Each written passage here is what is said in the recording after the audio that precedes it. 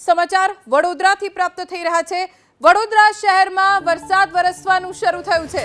વડોદરા શહેરના અલગ અલગ વિસ્તારોમાં વરસાદ વરસી રહ્યો છે। ગોત્રી, અલકાપુરી સહિત આસપાસના વિસ્તારો કે જ્યાં વરસાદ વરસ્યો છે। રાવપુરા, સયાજીગંજ, ગોત્રી, અલકાપુરી અને તેની આસપાસના વિસ્તારોમાં વરસાદ વરસવાનું શરૂ થઈ ગયું છે।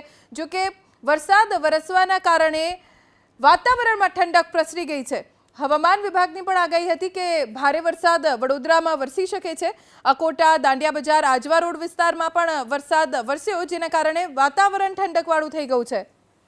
વડોદરા શહેરના અલગ અલગ વિસ્તારોમાં વરસાદ વરસી રહ્યો છે। ગોત્રી, અલકાપુરી સહિત આસપાસના વિસ્તારો કે જ્યાં વરસાદ વરસ્યો છે। રાવપુરા, સયાજીગંજ, ગોત્રી, અલકાપુરી અને તેની આસપાસના વિસ્તારોમાં વરસાદ વરસવાનું શરૂ થઈ ગયું છે।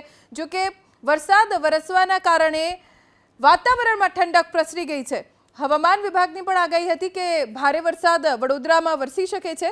અકોટા, દાંડિયા બજાર, આજવા રોડ વિસ્તારમાં પણ વરસાદ વરસ્યો, જેના કારણે વાતાવરણ ઠંડકવાળું થઈ ગયું છે।